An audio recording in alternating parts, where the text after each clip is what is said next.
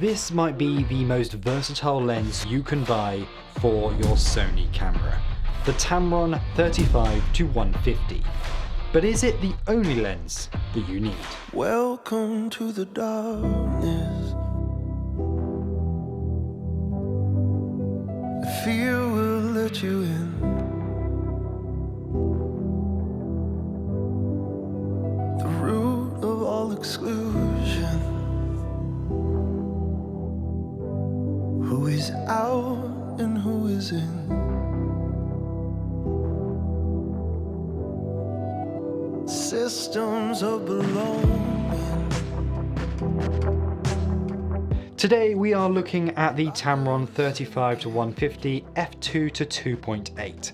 I think probably the most versatile lens you can buy and a perfect lens for shooting B-roll. In this video we're going to talk about what's so great about this lens and why you would want to pick one up, some of the negatives that I have found with it, its build quality, its image quality, as well as the competition that perhaps you should consider instead of it. So let's start off with what makes this lens so special. As I mentioned, it truly is a perfect lens for doing B-roll.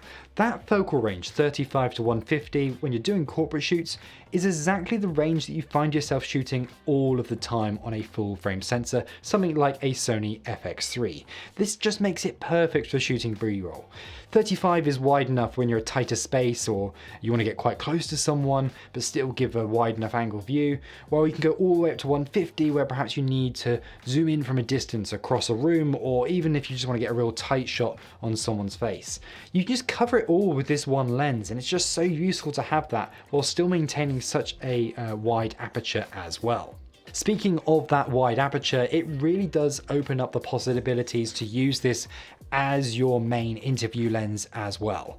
When you're at the wider end at 35mm, it is f2, which is going to give you a nice blurry background if you are close enough to the camera and your background is far enough away. In fact, I think f2 is probably an ideal f-stop to be using when doing interviews anyway, because if you go too far, sometimes the focus can be so shallow on someone's face that you end up with just like one eye in focus, and that can actually be quite distracting. So I can see for corporate interviews, things like that, this is just perfect and ideal. When you zoom in a bit further, say to 50mm, of course that f-stop does go down. So you're going down to like f2.5 and then eventually up to 2.8 once you hit around 70 to 85mm. And I think that's fine, because once you're at that higher focal length, then a deeper depth of field is no bad thing. Speaking of that longer end of the zoom as well, 150 is an incredibly useful focal length. For me, it's as long as you really need for most shoots, and I don't think there's many people out there that actually need longer than this unless you're really looking at doing sport or wildlife. Yes, you could argue a 70-200 is of course going to give you more range and more useful focal lengths, but actually the difference between 150 and 200 really isn't that great, to the point that you probably could just do a small crop or use something like the clear image zoom that is in cameras like the Sony FX3. More importantly, this lens can fit upright in a camera bag, it is smaller to carry around, and of course you've got that wide end of it as well. I think having the ability to do 35 to 70 is far more useful to most people than being able to do 150 to 200, hence why I think this is probably a better buy than a 70-200. So this really is a camera you can just chuck in your bag and use. It doesn't take up too much space, and actually the build quality is quite impressive as well. Tamron, like Sigma, have really been improving their build quality of all their lenses over the last few years. We might not be up to the same level of build quality of a Sigma art lens, but actually that's no bad thing in this case, because with all the glass that's going on inside, I think that would be a lot of weight to carry around. I don't think I'd want this being so heavy and so well made to the point that it becomes unusable. I do think the mix of plastic, metals and the buttons and everything, they're just really well made, and there's no concerns whatsoever with the overall build quality. Now I have noticed that there is some dust that's reached inside the lens, so that is a bit of a negative, and it's a shame to see that, but even after just a few months I'm already starting to see that on one of my lenses, despite not really using any situations where I feel that dust should be getting in there that badly. That said, it hasn't affected the image quality whatsoever. I've not seen it on any of the footage that I've been shooting, so I'm not sure it's going to be a big concern in the long run. As I mentioned, those buttons and switches are well made, and actually you've got several buttons all the way around of the lens, which is very useful to have. It means that whichever way you actually have the camera up, even if you're doing vertical, you can easily press the buttons. Now there is a negative to that, and I will come to that in a moment when I'm talking about the negatives of this, but in addition to those buttons, you've also got some custom dials as well, which you can all set via the app. So you can adjust all these things, you can set to what you want. It is quite limited what you can actually do with the custom switch. The buttons can do a lot more than the switch can, but it's nice to have the option there to be able to tweak and do different things, for example, set focus points. Speaking of that app as well, you can actually adjust the range of the zoom ring, which is really nice to see. As standard, it's quite short, so great for photographers if you want to do quick focus pulls. But actually, when doing shooting video, a longer focus pull is actually quite nice. I've set mine to 270, so you get a really nice long throw, and it really gives you nice amount of control over your manual focus. As well as this, you can also set it to a linear focus rather than non-linear, and what that means is that it will be consistent. If it's non-linear, you're not going to have that consistent pull, whereas with a linear focus, you'll know that if you pull it this much, it's always going to be the same amount of a focus pull each time. Now it is focused by wire, so it does mean that there's not actually mechanically connected to the lens elements, which is obviously always a negative, but that's just the case of all mirrorless lenses nowadays. For me, this is actually probably one of the best mirrorless lenses I've used when it comes to focus pulling. You can also switch the direction of the focus pull as well, which is also very handy in case you're using a certain brand that goes in the opposite direction. Now let's talk about image quality. After all, that's what really truly does matter, and I have to say it is very impressive. It's incredibly sharp. There are certainly no issues from corner to corner with the image that this lens can provide. Certainly for video, it's more than sharp enough, and even for photography terms, I think it looks great as well. I'm not going to go into super detail about image quality and things like that. I'm not going to pixel peep because there are other people out there that can do that far better on YouTube. And also, I don't think it really matters, especially with video. We're often trying to actually soften our image rather than sharpen it, just to give it a more organic look. And that is probably one criticism of the look of this lens, is that there's nothing particularly exciting about the image. It gives you a very clean, nice image, nothing really to complain about, but it doesn't also really give you anything that really stands out either. It doesn't pop, it doesn't kind of have a certain look to it or a unique look to it that's going to make you kind of go, oh wow, that was shot on one of these lenses. That's not necessarily a bad thing. There's a lot of situations where actually having a very neutral lens is the better way to go, especially for a lens that needs to be so versatile and it's going to be used for so many different situations like corporate or wedding or anything like that. I actually think its kind of dullness of a lens is kind of a positive as well. So when it comes to the negatives of this lens, well, there aren't that many, but I've already mentioned one. It's not the most exciting of lenses. If you want something that's really unique with lots of character, then this isn't the lens for you, but I think you probably knew that already. Honestly, the biggest issue with this lens is the fact that it doesn't go wide enough for it to be your only lens that you need in your kit bag. Understandably, there's no way they could have put 24-150 without this lens being absolutely huge and way too heavy. So I think what they did with 35 is more than a good compromise. It makes a lot of sense. But it does mean you still need something at the wide end for those situations where 35 is just not wide enough. Now, because of that 35, it means you could probably go for something like a 16-35, that wouldn't be a bad shout. That would very much cover you for anything ultra wide. Alternatively, you could obviously pick up a 24-70 lens as well. I would probably avoid though a 28-70 because I just don't really see the point in going for something that's that close to this. But certainly, I do think you need something that can shoot at least 24mm in addition to this lens right here. Now, the weight of this lens isn't terrible. A lot of people have talked about how heavy this lens is, but when you're comparing it to something like a 70-200, no, it's not that bad at all. And the versatility and the range that you're getting is absolutely incredible. What I would say is if you're working, you don't really notice it. And actually, the weight's quite nice when you're shooting. It kind of balances out the camera, especially if you're using a V-Lock battery on the back. I quite like the weight of this lens. However, I can see there being a problem if you're just using this as a casual travel lens. That's when you start really noticing the weight and that perhaps maybe you want something a bit lighter and you don't really need the aperture of f2-2.8. I think in those cases where you want something a bit lighter and easier to carry with, there are probably better 24-105 lenses that are going to be more versatile and cover you much easier. One slight annoyance I do have with this lens as well is the fact that the zoom ring actually goes in the opposite direction of Sigma lenses. It's a small thing, but it's just one of those things that I keep find annoying because I keep trying to turn the lens and I realize I hit the end when I mean to go the other way. This is just one problem if you decide to jump between different brands of lenses, rather than being a particular problem with the Tamron. I just wish that all the brands could agree on the way that a zoom should actually work.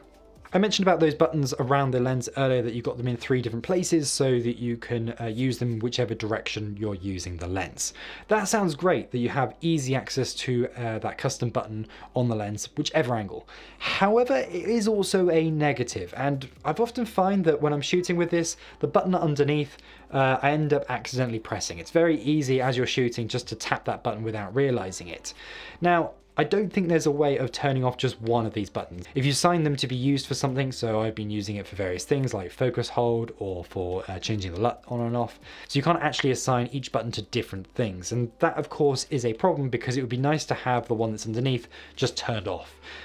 More often than not, I find that I am tapping that button and it can be quite frustrating, and that is certainly one negative of having so many customizable buttons on the lens itself. The final thing I'll mention is perhaps the autofocus isn't quite as good as a Sony G-Master lens, for example. Those are always going to be much better than any third-party lens, and I have to say though, it isn't too bad. The focus is very good on this. I've not really noticed any real concerns about it not being able to track someone or not be able to keep up. But certainly I think if you're looking for ultimate focus reliability, then Sony lenses are the way to go. So what is the competition to this lens? Well, there's a few different options out there. There's obviously the most direct competition, which is of course the Samyang 35-150, which does seem like an exact copy to this one, and right now is a lot cheaper as well. I mentioned it in my Black Friday deals video about how cheap the Samyang lens was, and it actually has stayed at that low price. It's certainly worth checking out because it is pretty much half the price of this lens now. Now this lens is great, and I think it's totally worth the price. However, if you can get pretty much the same thing for half the price, then just why wouldn't you? Now this does have a longer warranty on it compared to the Samyang, but certainly when you're looking at a price difference of half, perhaps that is worth sacrificing and considering. I will be doing a full review of the Samyang lens, so make sure you like and subscribe if you want to watch that, where I'll definitely be comparing that lens to this one and seeing which one is really worth going for. Another option, which I've done an entire video which you can check out above me, is of course the Sony 28-135 lens. Now this is an older lens, but it does go a bit wider, and okay, it's a bit shorter on the longer focal length. However, it is a power zoom, and that is really impressive. If you're doing sport, that is so handy to have that ability to zoom in and out smoothly while you're actually shooting, because you're not going to want, rough zoom. So in that case, that is the obvious option. That said, I think for those that aren't doing that kind of thing, the extra focal length is going to be more useful on the Tamron, and of course that lens is just f4 while this is 2-2.8. You could also consider a 70-200 f4 for a similar price. And once again, that could be a great option for you if you need the ultimate autofocus. But of course you are sacrificing a lot at the wide end. So unless you really do need that 150-200 and the perfect autofocus, then I'm not sure if that really is worth considering. Another option might be a 24-105 f4 lens. Once again, there's the limitation of the f-stop. You're not going to get the shallow depth of field like an f2-2.8 is going to give you, which is a bit more limiting. However, they are going to be more affordable and much smaller and much lighter. Much better if you're doing a lot of travel. And that wider focal length as well is going to be incredibly useful, and for some people could be the only lens that they actually need. Finally, of course, are lenses like the 24-70 from Sigma or the 28-75 from Tamron, which are other options. They're going to give you a wider field of view. Personally, I would go for something that's got 24mm. I don't think there's much point in the 28mm because you'll still need yet another wide-angle lens.